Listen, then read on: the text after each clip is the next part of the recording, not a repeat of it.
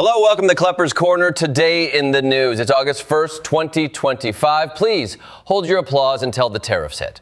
I'm looking at you, Apple assembler in India and essential medicine buyer in the US. If you're tuning in today, brace yourself. We've got trade shocks, social media, political bombs, science breakthroughs, and even opioids stronger than the plot of a soap opera. So grab your coffee, your sense of irony, and maybe a Netflix password. This is going to be a wild ride. Segment 1, new US tariff regime, no more grace periods. Today marks the day the US stops playing nice and starts playing customs officer, by which I mean while the previous regime just lightly smacked at trade irritants, today it started clocking them with 15 to 50% duties. And not just some countries. Everyone, well, except for little pals in Latin America, Africa, and the Caribbean, who get to feel somewhat special, with a 10% baseline. It's like the country equivalent of, hey, we like you, so you get half off. Now, if you're in the global economy, economists, bankers, supply chain managers, you're basically watching in slow motion as the world GDP graph does a faceplant. Inflation? Likely. Growth slowdown? Yep. But hey, those tariffs are intentional. The presidential punchline here is offset budget deficits and bring factory jobs back. The irony is so rich it could practically pay the tariffs. And if those jobs do come back, guess who's going to export them at 15% duty? It's like re-importing your own nonsense. Inflation isn't just a remote possibility, it's the pricing overnight phenomenon. Imagine grocery prices going up while investors are already nervous about Federal Reserve moves. It's like a financial whodunit. Trade policy today, labor market tomorrow, interest rates next week. And you're still stuck with spilled coffee. As July's payroll report arrives, markets will be looking for signs of damage. Kind of like checking your leg after the punch. A limp could signal rate cuts, which, no joke, affect global currencies and investor expectations. That means this tariff blow isn't just an economic jab, it might be the first domino in a rate cut cascade, or possibly a tumble into full-on recession bingo. So here's my takeaway. Tariffs might sound punchy, but their ripple effect is more like tossing a boulder into a pond and waiting for it to reach every shore. And knowing economists, they'll analyze the ripples for years, declaring, yes, this wave right here caused the lizard's mating season in Argentina to shift by 2 weeks. In the meantime, buckle up. We're in for a ride. Segment 2. India hit with 25% tariff and a geopolitical penalty. If you thought tariffs couldn't get more personal, surprise, India just got smacked with 25% tariffs plus an unspecified import penalty simply for hanging out with Russia. That penalty is like the awkward text. Let's talk. Except here, it's full-blown customs enforcement. This isn't just a trade story, it's a geopolitical breakup letter from Washington. Why? Because India is still importing Russian oil and buying Russian arms. Cue nervous glance at that 35% of India's oil supply coming from Russia, 40% of U.S. generics coming from Indian manufacturers, and Apple planning 60 million iPhones built in India, 25% of shipments bound for the U.S. This is not just trade disruption, it's disruption squared. Picture it. Pharmacists in the U.S. face supply crunches. Patients face higher costs. Jewelry supply chains tremble. International tourists cringe at price tags. Apple might mutter iPhone 16, more like iPhone late. It's like cartographers redrawing maps on the fly, only faster, crazier, and with actual economic consequences. But here's the geopolitical twist. India has always danced the non-alignment slow shuffle. Now the U.S. is saying, fine, but if the beat goes Russian, we charge you 25%. And maybe more, we'll let you guess. It's a trade hostage situation without the hostage.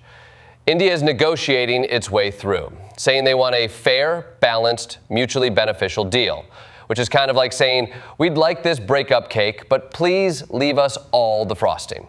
Diplomacy served alongside customs forms, coming to a globe near you soon.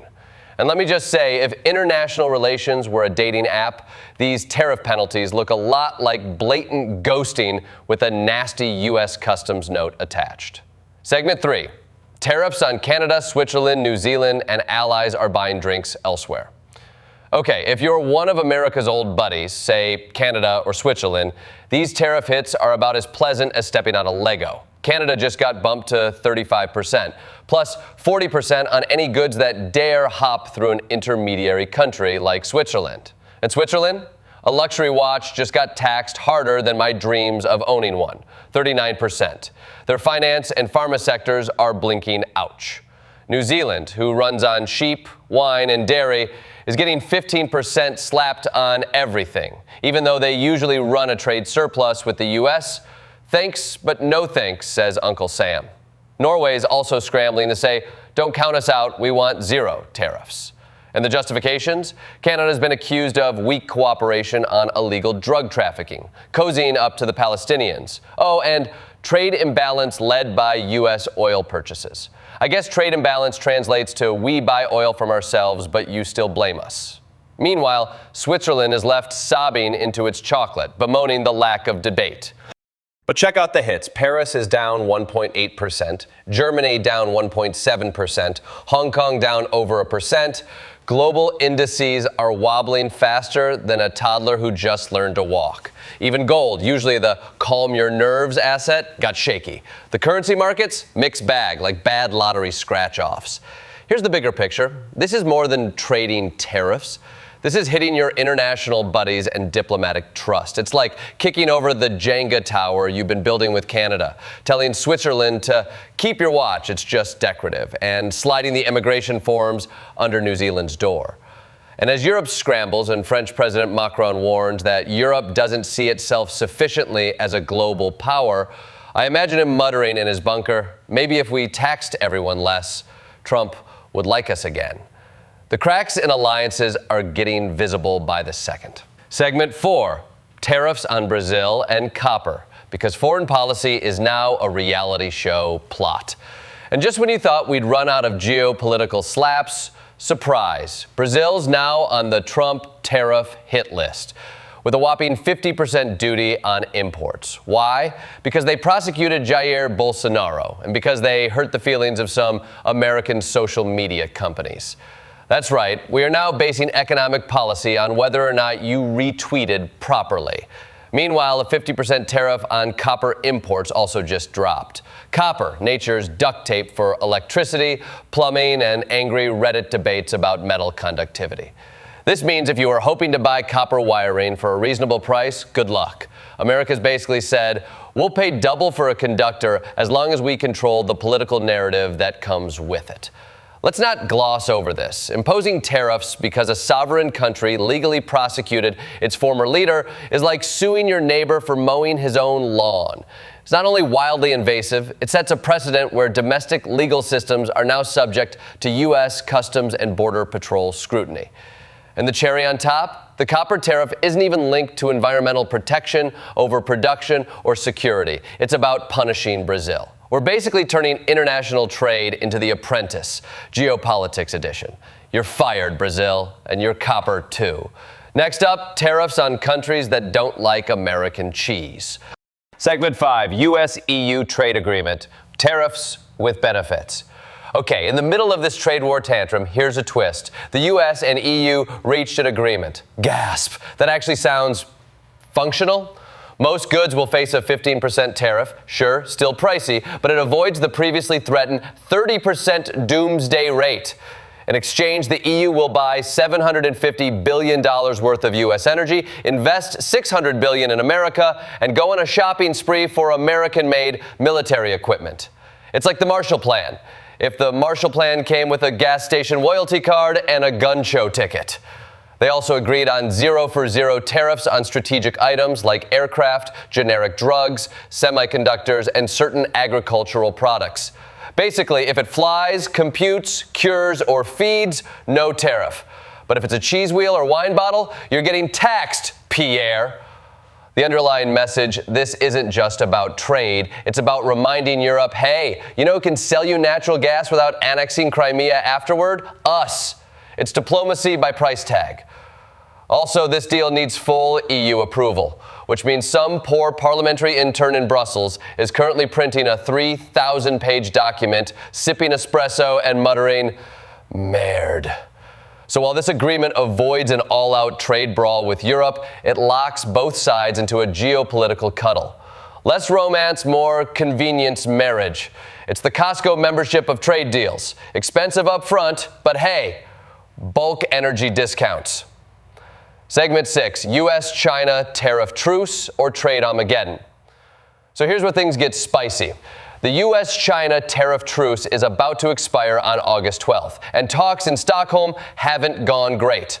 Treasury Secretary Scott Bessent told China, hey, stop buying oil from Russia and Iran, or we slap a 100% tariff on you. China replied with the diplomatic version of, nah. This isn't just trade anymore. This is international hostage-taking with shipping manifests. The U.S. is trying to make tariffs part of a broader plan to isolate Russia and Iran. Meanwhile, China's like, you're not the boss of me. Also, this Russian oil is 20% off, and it came with a free blender. If Trump goes through with that 100% tariff threat, global markets are going to respond like they just found out the Titanic sequel has a dance number. Panic, screaming, and expensive popcorn. Remember, China is a cornerstone of the global supply chain. We poke them too hard, and suddenly your Amazon delivery is 6 months late and costs triple. And guess what? Your made in everywhere else fallback plan also subject to tariffs. This isn't a trade negotiation anymore. This is a geopolitical arm wrestling match happening on the deck of a sinking cargo ship. And no one's wearing floaties. Segment 7. Markets in freefall. Tariff tremors hit global stocks. Following the tariff announcements, markets did what they do best in a crisis. They panicked, had an existential meltdown, and took everyone's 401k down with them. Germany's DAX down 1.7%. Paris's CAC 40 1.8% down.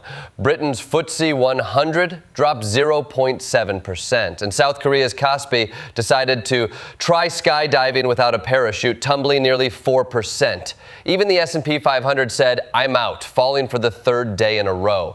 Gold dropped too, which is weird because usually gold's the panic blanket for investors. Now even gold saying, nah, I'm not dealing with this. So what happened? The tariff regime spooked investors harder than Elon Musk endorsing another cryptocurrency named after a meme.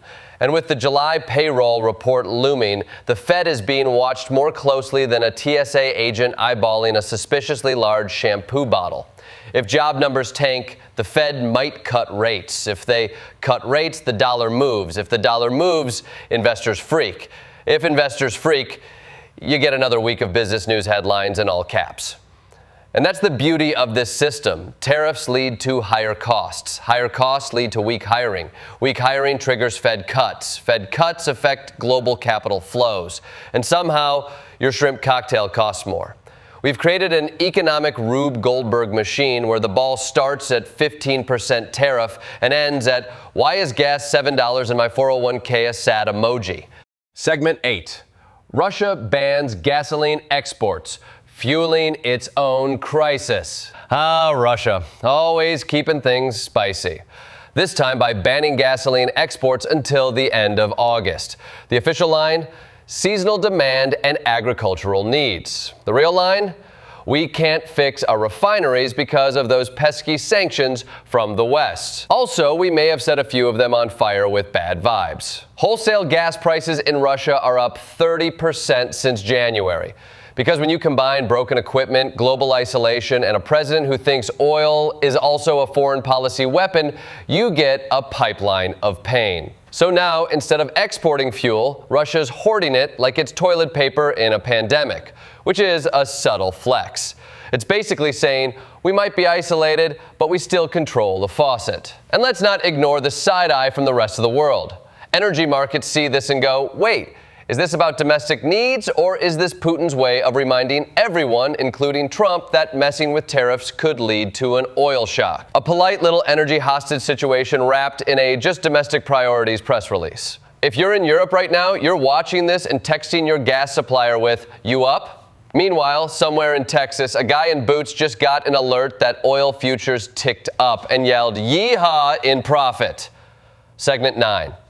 El Salvador kills term limits. Bukele, forever? Over in El Salvador, democracy just got duct taped. The ruling party passed constitutional changes that eliminate presidential term limits, which means President Nayib Bukele is now eligible to run forever and ever and ever. Amen. And get this, it was passed without debate in committee. No deliberation, just one big yes stamp, followed by, presumably, a mariachi band playing Hail to the Chief on loop. This is the kind of thing you do when your Netflix history includes way too many episodes of How to Become a Dictator. Critics are understandably worried. They say Bukele's already consolidated near total power. Now, without term limits, the checks and balances are more like checks that bounce and balances that never quite weigh anything. It's also a foreign policy headache for the U.S. We love saying we support democracy abroad, but it's hard to do that when your Central American ally just unlocked eternal presidency mode like it's a cheat code. So what happens now? Probably more U.S. press releases saying we're concerned, while Bukele installs a gold throne in his presidential office and builds a moat filled with Bitcoin. Segment 10. Pakistan sentences 108 PTI members. Crackdown or revenge? In Pakistan, justice is apparently being served in bulk. An anti-terrorism court just sentenced 108 members of Imran Khan's PTI party to 10 years each for their involvement in May 9th riots back in 2023. That's over 100 people sentenced in one go. You know your democracy is in trouble when your courtroom starts looking like a warehouse. Non-bailable arrest warrants have also been issued for senior leaders, which seems less like justice and more like political chess with extra police escorts. The question, naturally, is this real accountability or political revenge? Because when your top political opposition is being swept up in mass prosecutions and military court rulings, it starts to look less like law and order and more like delete the competition. This is going to reshape Pakistan's political landscape, whether you support the crackdown or not. The PTI's legal team must be swimming in paperwork, stress, and anti-anxiety meds. And the military's influence here is no secret. It's like the military in Pakistan is less defense force and more full-service HR department for government leadership. If this continues, elections in Pakistan are going to look like a talent show where everyone's already been disqualified, except the host. Segment 11. U.S. envoy heads to Gaza, famine relief mission. While we're handing out trade sanctions like Halloween candy, over in Gaza, things are getting apocalyptic. Reports of famine-like conditions prompted the U.S. to send Middle East envoy Steve Witkoff and Ambassador Mike Huckabee on a humanitarian mission. Yes, Mike Huckabee. Because if there's one thing we've learned from American politics, it's that nothing says diplomacy like a guy who once hosted a bass fishing show. The goal here is to create a new aid distribution plan, because right now the existing plan is everyone starves. This is a shift. The U.S. is moving from conflict management to straight-up humanitarian triage. We're not fixing the war, we're just trying to feed people while the war runs on low battery. And for Trump, this is an optics move too, because nothing says presidential like not letting a humanitarian crisis spin into total catastrophe right before campaign season. But let's be real. Aid logistics in Gaza are harder than getting Kanye to stop tweeting. It's fragile, dangerous, politically fraught. It's like trying to hand out granola bars in the middle of a landmine field. And some of the granola bars are labeled Western imperialism. Still, it's a step in the right direction, even if it's a small one. And if Huckabee manages to survive this trip and release a folk rock album about it, I swear we all lose. Segment 12. Elon Musk, Kingmaker of the European far right. Elon Musk, Twitter's rebranded Bond villain, is now boosting far-right parties in Europe via X, which, if you're keeping track, means he's now a car guy, a rocket guy, a Dogecoin guy, and apparently a European political influencer. AP reports that Musk's promotion of HUD-right accounts has led to triple-digit follower growth. So yes, he's basically the Oprah of right-wing nationalism. You get a platform, and you get a conspiracy theory. He's endorsed Alternative for Germany, supported Tommy Robinson, and spent a lot of time shouting about immigration, election fraud, and Democrats being lizard people or whatever's trending in his fever dreams. European leaders are not thrilled. Macron, Starmer, Scholz, Sanchez, they're all warning that this is crossing into foreign interference territory. And when Europe starts quoting you in disappointment, you know you messed up. Let's be clear. One billionaire now has the power to boost extremist parties across borders using a global social media platform that used to be about lunch photos. And if that doesn't make you uncomfortable, consider this. Elon Musk could destabilize Europe while also promoting his new Tesla toaster. Digital power is the new currency, and Elon's printing it faster than a crypto scammer with ChatGPT. Segment 13, NASA SpaceX Crew 11, now streaming on Netflix. In a rare moment of interstellar harmony, the SpaceX Crew 11 mission launched today. Finally, after being weather delayed, carrying astronauts from the US, Japan, and Russia to the ISS. And for the first time ever, the launch was broadcast on Netflix. That's right. NASA meets Netflix. Astronauts meet algorithms. Zero G meets Are You Still Watching? It's a smart move. Instead of space missions being for a handful of engineers and space nerds, now your grandma can watch it between episodes of The Crown and mailed it. This mission isn't just public outreach, it's public spectacle. And honestly, good. We need something to inspire kids besides slime videos and TikTok dances. But here's the most ironic part. While we're slapping Russia with sanctions over trade and oil, we're still hitching rides with their astronauts to low Earth orbit. Space, the final frontier, where geopolitics quietly takes a lunch break.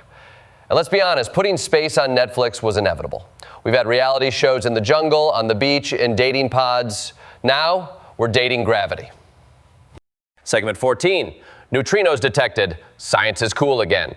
In some positively glowing news, scientists in Germany at the Max Planck Institute just achieved a major breakthrough. They detected anti-neutrinos from a nuclear reactor using something called the CONUS Plus experiment, which sounds like a Cold War sequel, but is actually a 3-kilogram neutrino detector. Yes, just 3 kilograms, about the weight of a chihuahua with the trust fund. This is a big deal. They observed something called coherent elastic neutrino nucleus scattering, CVENS for short, or as physicists call it, the particle interaction that makes you feel really dumb at parties. This effect was first predicted in 1974 and confirmed in 2017, but this is the first time they've mailed it at full coherence in a reactor environment. Translation: tiny particles we barely understand are now acting exactly how we hoped they would. Finally, somebody is. And it's not just theoretical. These compact neutrino detectors could be used to monitor reactor activity. Think of it as a Geiger counter with a physics degree and a better wardrobe. It also helps push us into the unknown, refining the standard model and possibly discovering new physics, because apparently the universe still has secrets, and they're hidden in places smaller than your morning vitamin. So let's take a moment to appreciate that while the world is fighting over oil, money, and Twitter memes, physicists are out here quietly catching ghosts in a shoebox. Bravo. Segment 15, Public Health Roundup, opioids, drunk apes, and pregnancies. It's been a weird week for medical science. First, researchers are sounding the alarm about nitazencine, synthetic opioids up to 1,000 times stronger than morphine. That's right, 1,000. It's basically the nuclear bomb of opioids. This stuff just hit Adelaide's street supply, and already dozens of deaths are being linked to it. Imagine taking a Tylenol and waking up on Mars, or not waking up at all. Meanwhile, in lighter and drunker news, scientists studying chimpanzees found that scrumping, yes, that's the real word, aka stealing and eating overripe fermented fruit, may explain why humans evolved to tolerate alcohol. So congratulations, your ability to handle margaritas may have come from a tipsy ape stealing jungle bananas. Evolution is wild. But speaking of alcohol, researchers also found that women who drink heavily but don't want to get pregnant are 50% more likely to become pregnant than their sober peers. Meaning alcohol isn't just messing with your judgment, it might also be your birth control's worst enemy. Cannabis? Interestingly, not the same effect. So somewhere, a scientist just high-fived a vape pen. And finally, researchers uncovered ancient evidence of betel nut chewing, yes, the Southeast Asian stimulant, in 4,000-year-old teeth. The takeaway? Even Neolithic humans were like, oh, Mondays, I need a hit of something spicy and mildly psychoactive. Bottom line, we've always been chasing a buzz, and science is just trying to keep up. Segment 16, $400 billion for AI, and 97% forgot the password. Major tech giants, Google, Amazon, Meta, Microsoft, are on track to spend nearly $400 billion this year on capital expenditures, most of it going toward AI infrastructure. That's more than the GDP of Norway or all the Taco Bells combined. This spending bonanza is turning AI into the new electricity. But here's the kicker. 13% of organizations reported AI-related security breaches, and 97% of those didn't have proper access controls. That's like building a mansion and leaving the key under the doormat labeled not a key. So while everyone's screaming AGI is coming, no one's bothering to ask, should AGI have a password? We're also seeing some wild corporate moves. PayPal's pushing crypto payments, Norton's fighting deep fakes, and Ramp just raised $500 million to make your finance team obsolete with class. The tech sector's future is a shiny gold rush with no sheriff. AI is now central to the economy, but we're trusting our most powerful tech to security protocols that sound like, sure, let Steve in. He said the password was AI123. Maybe before we build sentient algorithms that write poetry and plan your wedding, we could, I don't know, install a firewall?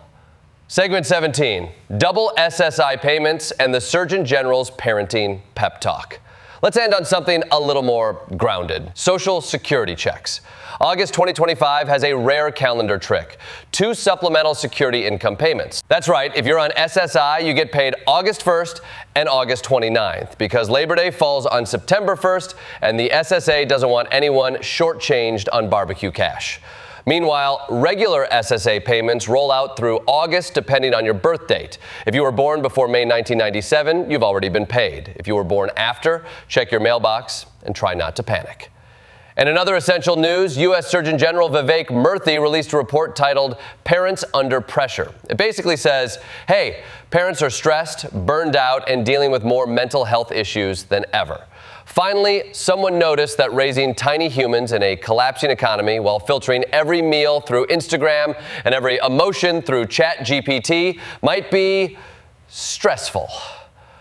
The advisory calls for better mental health resources, stronger community support, and national recognition of parental burnout, which is long overdue. Parents don't just need help, they need a medal, a nap, and a Netflix password that actually works.